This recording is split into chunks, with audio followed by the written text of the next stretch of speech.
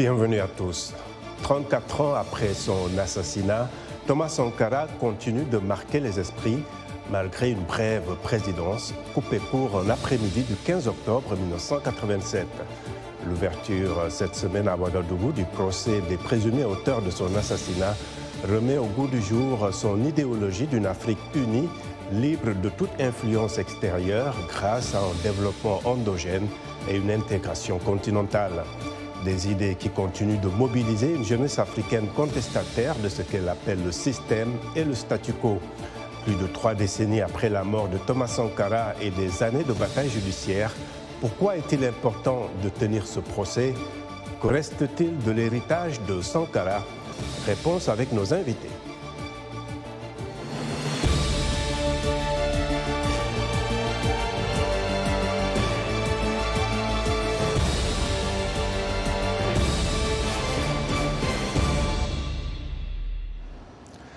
Aussitôt ouvert, aussitôt renvoyé, le procès des auteurs présumés de l'assassinat de Thomas Sankara, ex-président et père de la révolution burkinabé, s'est ouvert lundi devant le tribunal militaire de Ouagadougou, près de 34 ans après les faits. Il est renvoyé au 25 du mois, quelques minutes plus tard. Avant de parler de ce nouveau développement, je vous propose un portrait de l'homme, Thomas Sankara, l'icône africaine, signé Salwa Dafari. On ne peut pas se développer sans mobilisation. Nous ne pouvons pas nous développer si le peuple lui-même ne prend pas son destin en main. C'est le peuple qui doit construire le pays. Il voulait décoloniser les mentalités dans son pays et en Afrique. Un rêve qu'il n'a pas pu réaliser. 1987, Thomas Sankara est assassiné 4 ans après le coup d'État qui l'avait porté au pouvoir. L'esclave qui n'est pas capable d'assumer sa révolte ne mérite pas que l'on s'apitoie sur son sort. Cet esclave répondra seul. Pas étonnant qu'aujourd'hui, plus d'une dizaine de partis politiques au Burkina Faso se réclament de l'idéal de Sankara. Pas étonnant non plus que sa statue ait été déboulonnée sitôt son inauguration en 1999 à cause d'un manque de ressemblance avec le père de la Révolution. Tellement, pour les Burkinabés, ces défigurations frôlaient le sacrilège. Celui qu'on surnomme le Tché africain est né le 21 décembre 1949 à Yako dans le Nord. Il est élevé dans une famille chrétienne dont le père était un ancien combattant. Thomas Sankara a 12 ans quand le Burkina Faso devient indépendant. Après l'obtention de son baccalauréat à Ouagadougou, il suit une formation militaire à l'étranger, notamment à Madagascar, où il assiste en 1972 à l'insurrection qui renverse le président Philibert Tsiranana. À son retour au Burkina Faso, qui s'appelle alors la Haute-Volta, il est affecté à la formation des jeunes recrues et se fait remarquer lors d'un conflit avec le Mali.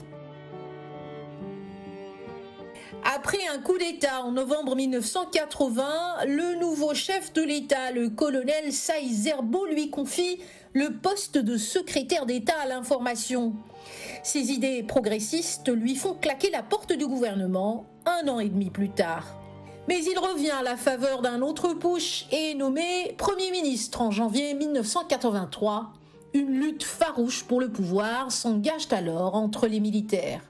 D'abord arrêté en mai 1983, il réapparaît en août, cette fois pour de bon, à la suite d'un nouveau coup d'État mené par son ami intime, le capitaine Blaise Compaoré.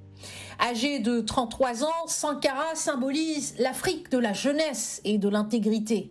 Il rebaptise d'ailleurs son pays Burkina Faso, le pays des hommes intègres. Ses priorités, dégraissage d'une fonction publique pléthorique, amélioration de la situation sanitaire, désenclavement des campagnes, éducation, promotion de la femme, politique en faveur des paysans. Ses relations avec l'ex-puissance coloniale française et plusieurs pays voisins, dont la Côte d'Ivoire et le Togo, sont tendues. Sankara appelle l'Afrique à ne pas payer sa dette aux pays occidentaux et dénonce devant l'ONU les guerres impérialistes, l'apartheid, la pauvreté et défend le droit des Palestiniens à l'autodétermination. Monsieur le secrétaire général. La parenthèse de Sankara sera de courte durée. Le 15 octobre 1987, alors qu'il se rendait à un conseil des ministres extraordinaire, il est assassiné dans un putsch qui laisse Blaise Compaoré seul au pouvoir. Il n'avait que 37 ans. Mais Thomas lui-même a eu la prémonition de dire on peut tuer Thomas, on peut assassiner Thomas, mais des milliers de Thomas naîtront.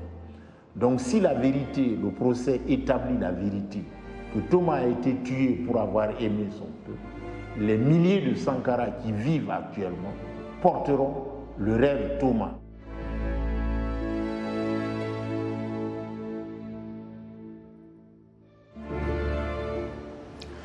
Voilà, merci beaucoup Salwa. Et à présent, nos invités pour le débat de Ouagadougou, Ismaël Diallo, ancien député et ancien diplomate.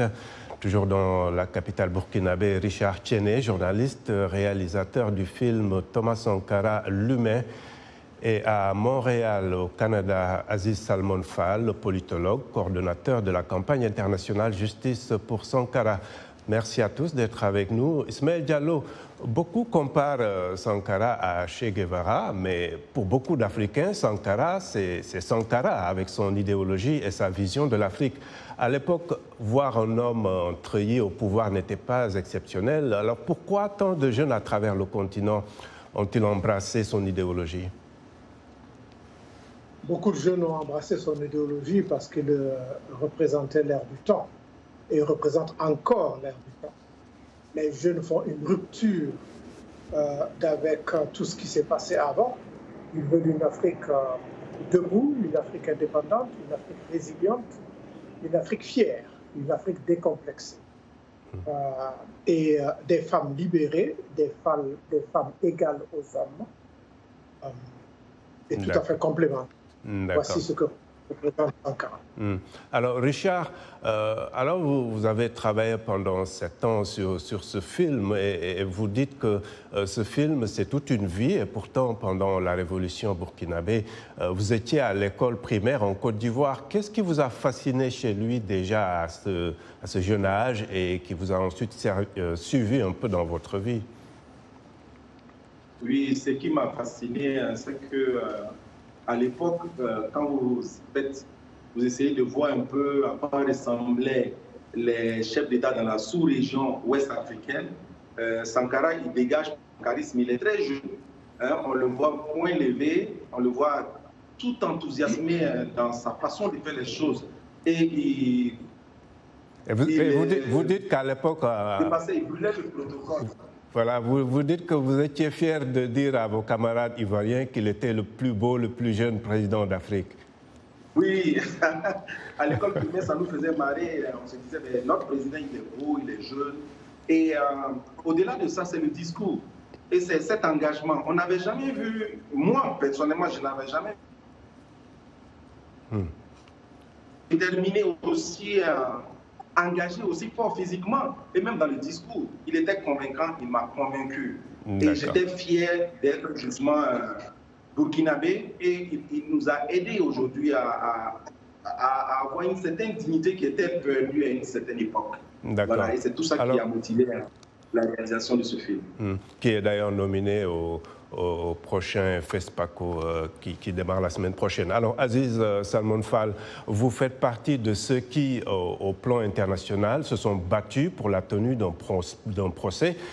Enfin, une première audience s'est tenue le 11 octobre. Le continent, comme vous le savez, a connu d'autres assassinats de chefs d'État. Pourquoi celui-ci est particulièrement important, ce procès? Alors, la campagne internationale Justice pour Sankara est une campagne panafricaine. Donc, nous avons des avocats burkinabés, africains du continent, qui se sont tous interposés lorsqu'on a approché la période de prescription et que Mariam Sankara a déposé sa plainte. Donc, ça fait 25 années qu'on a épousé tous les recours de l'État parti à l'époque. Effectivement, c'est la question de l'impunité. Tous les gens qui ont lutté pour la souveraineté, que ce soit Lumumba ou Kamal, sont morts en toute impunité et le Grilla, auquel j'appartiens, a choisi effectivement de faire de cet exemple, qui était la dernière révolution, c'est-à-dire un changement des rapports de production, un exemple pour l'Afrique souveraine et panafricaine. Et donc, c'est pour ça que ce procès est important, parce que c'est un pan de la France-Afrique et un mode néocolonial de croissance qui est en train de s'effondrer. Et dans cette forme de résistance qu'elle oppose actuellement aux panafricains, il y a un rapport de force. Ce rapport de force a basculé. Le président a été exfiltré par la France en Côte d'Ivoire, un pays qui l'a aidé à déstabiliser. Il refuse de comparaître, mais nous avons au moins maintenant un État qui va instruire cette chose-là. Et c'est pour nous et pour tout le continent africain une petite lueur d'espoir dans ce système de France-Afrique qui se désagrège. Donc pour vous, ce procès, ça doit servir d'exemple, c'est un cas d'école pour tout le continent, quoi. C'est déjà un cas d'école. Nous avons marqué un précédent au niveau des Nations Unies. C'est la première fois dans l'histoire de l'Afrique qu'on gagne des droits au niveau de l'assassinat d'un chef d'État. En 2006, nous avons obtenu des droits pour la veuve.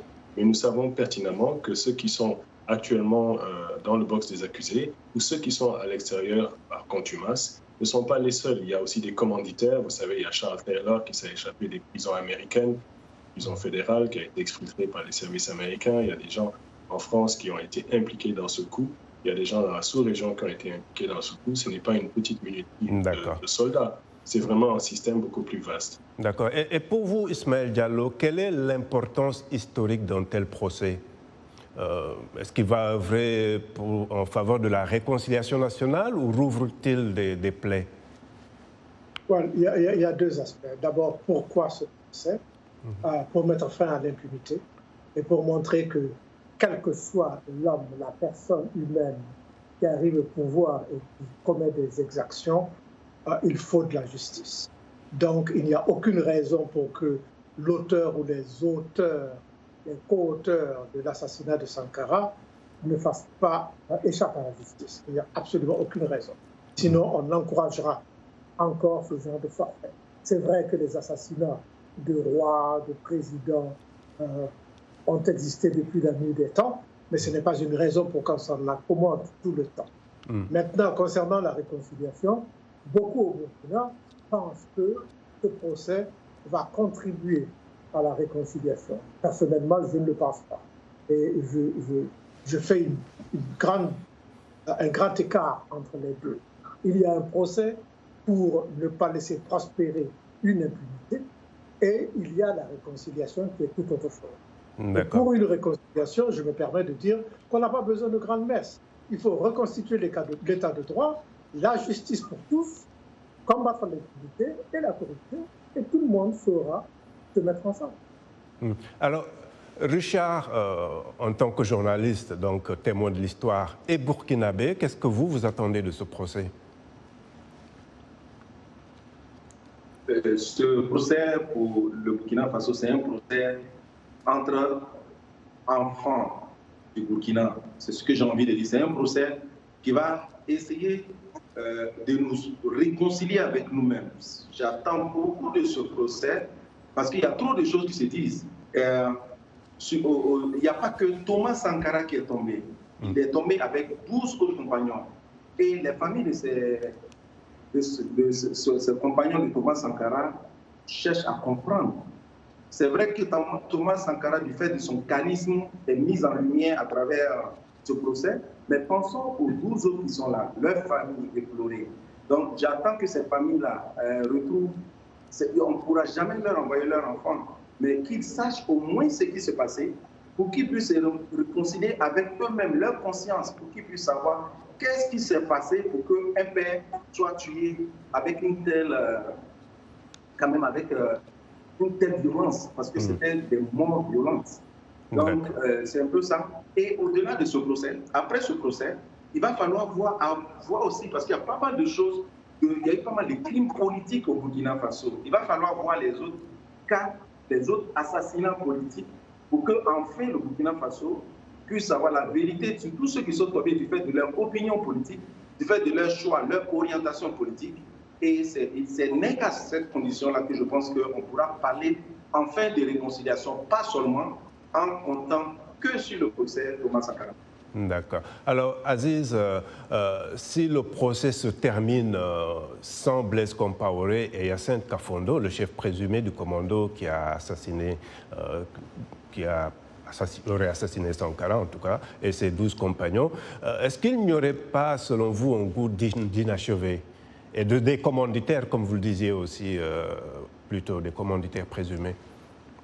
Alors vous savez, l'essentiel de nos avocats sont sur place avec notre veuve. Moi-même, personnellement, j'ai refusé d'y aller parce que Blaise Compaoré n'est pas dans le box des accusés. Mais comme je dis, c'est ce petit goût d'inachevé qui symboliquement, pour l'instant, reste un problème juridique. Mais dans tous les cas, il sera condamné par contumace si véritablement cela est démontré.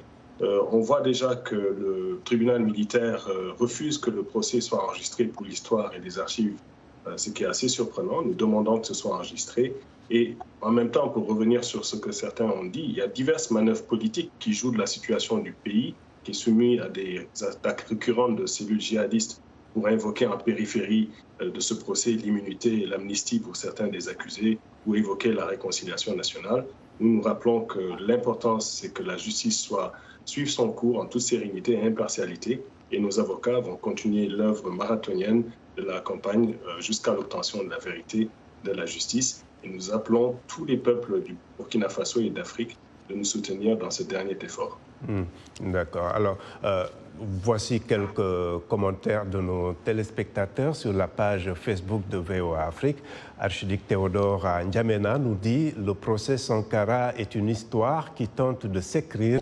Nous souhaitons que la lumière s'étende sur l'obscurité afin de situer les responsabilités à bas l'impunité et la justice des plus forts. » Alphonse Mbouaki à Kinshasa nous dit procès historique, il aurait fallu que Blaise Compaoré soit présent, mais hélas.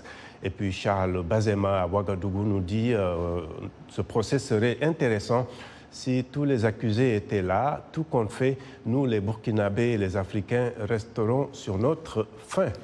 Voilà, merci de rester fidèles à VOA Afrique. Washington Forum revient après une courte pause.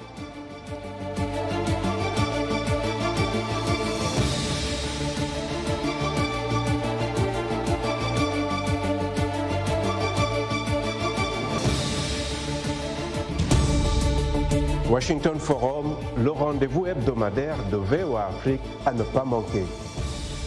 Chaque semaine, nous sommes ensemble pour 30 minutes pour décortiquer les grands sujets qui font l'actualité. Avec nos analystes et nos reporters, nous allons au fond des choses. Politique, économie, société, culture. Nous posons le débat et nos analystes sont là pour apporter l'éclairage. Washington Forum, c'est aussi vous, le public. Vous pouvez participer en réagissant au thème de la semaine sur nos réseaux sociaux. La rédaction de VOA Afrique vous donne rendez-vous sur ses chaînes partenaires, son site voafrique.com et sur ses plateformes numériques pour prendre part à ce forum réalisé dans nos studios à Washington. À très bientôt dans Washington Forum.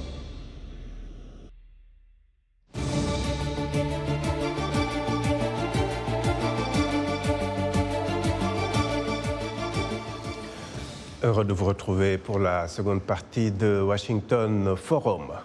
Le lancement du procès de l'assassinat de Thomas Sankara est le fruit d'une longue bataille judiciaire de sa famille, d'intellectuels et d'activistes au Burkina Faso et au niveau international.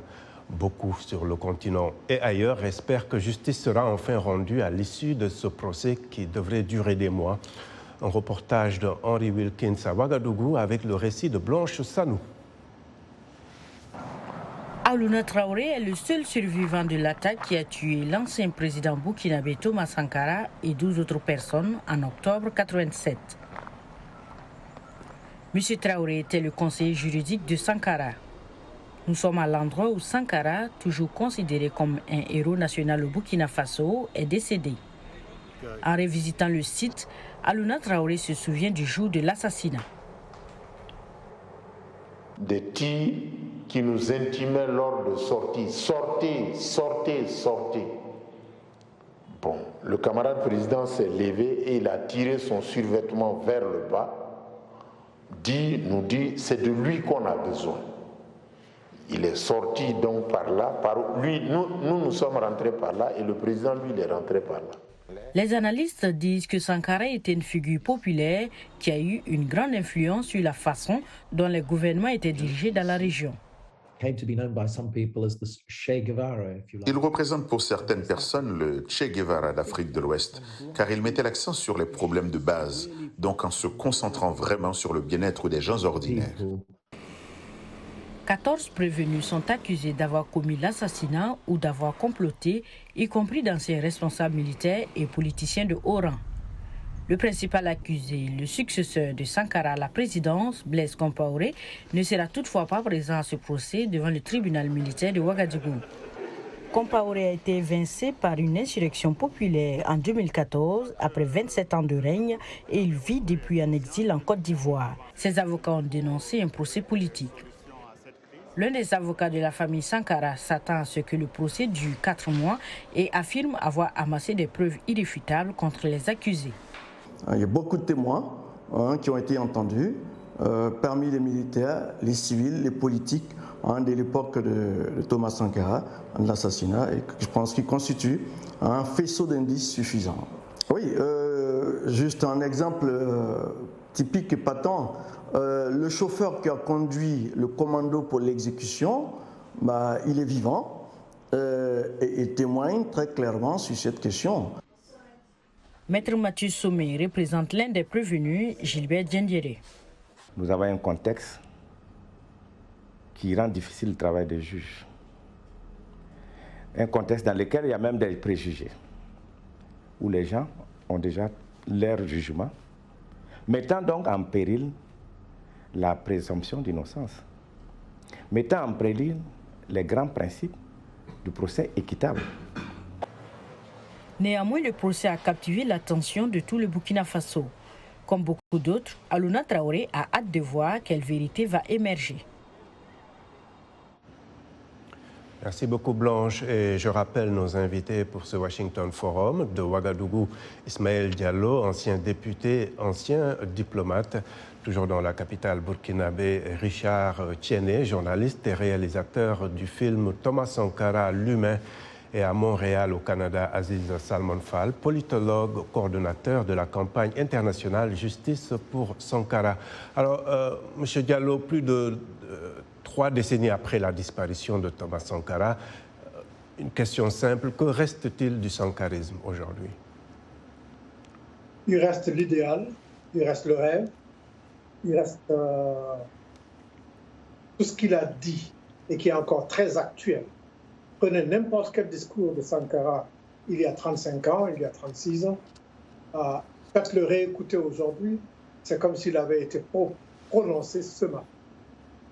Tous les thèmes qu'il a évoqués sont encore actuels au Burkina et partout en Afrique.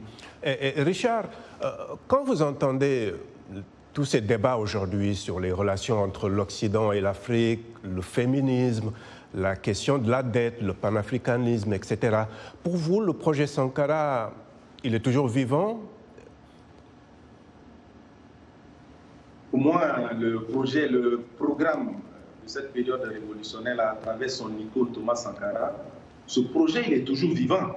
Parce que ce soit les questions en rapport avec le réchauffement climatique, sous l'ère Sankara, il y avait la lutte contre la menace justement du réchauffement climatique à travers les 3 luttes. Il interdisait la coupe abusive du bois, la divagation des animaux ou les feux de brousse. Aujourd'hui, tout le monde crie justement au réchauffement climatique. Sankara avait anticipé. Et je pense que l'un des héritages les plus sincères qui va s'inscrire dans le temps que Sankara a légué, c'est justement cette dignité, cette fierté d'être burkinabé, à travers même la désignation du nom du pays, Burkina Faso, la patrie des hommes intègres. C'est un grand héritage qui recouvre un certain nombre de choses. C'est-à-dire c'est en même temps un défi pour le peuple burkinabé.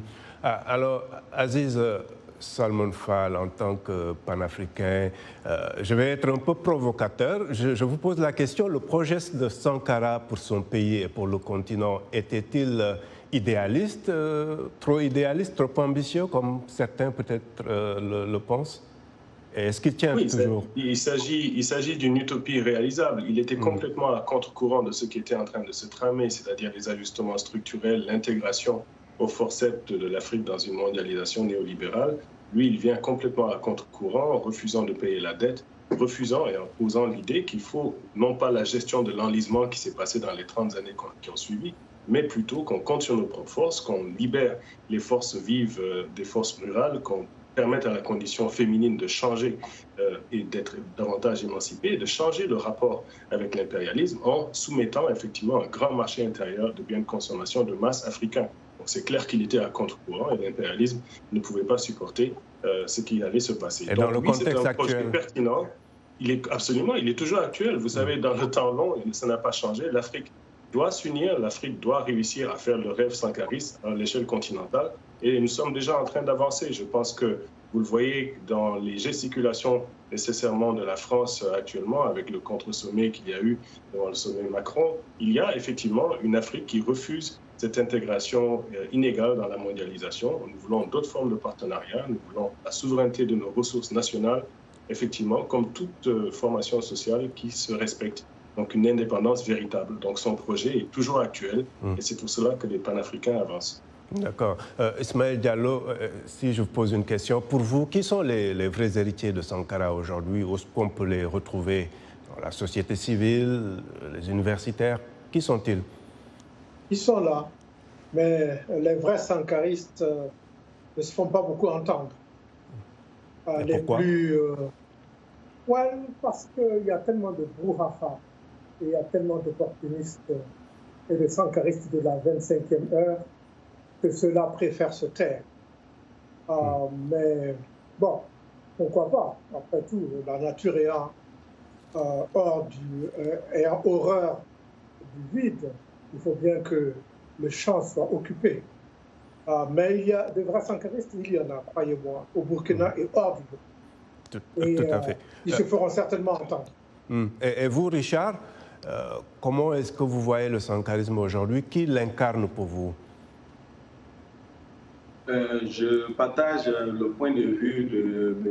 Diallo. Effectivement, les jeunes, justement, c'était ça l'objectif de faire une telle production, un tel film.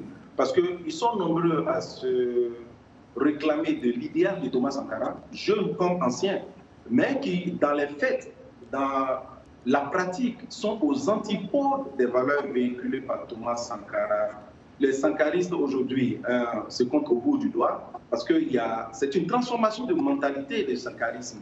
C'est d'accepter un certain nombre de sacrifices et de s'orienter véritablement vers un certain sacerdoce qui n'est pas donné à tout le monde parce que les gens sont plus dans leur cocon, ils préfèrent plus leur intérêt égoïste que de s'ouvrir aux autres, que de penser à l'ensemble, de penser à la nation, de penser au peuple plutôt qu'à sa petite personne, à sa fierté, son ego.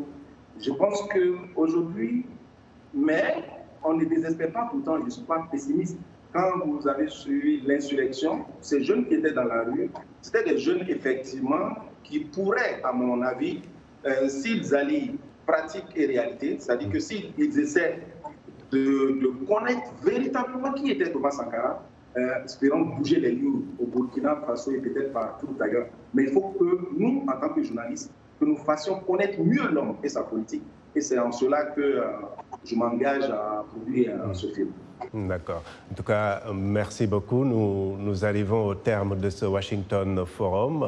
Merci à nos invités et à vous qui nous avez suivis à travers nos télépartenaires sur le continent, sur notre site voafrique.com et sur notre page Facebook. Je n'oublie pas, bien sûr, toute l'équipe technique. À très bientôt. Au revoir.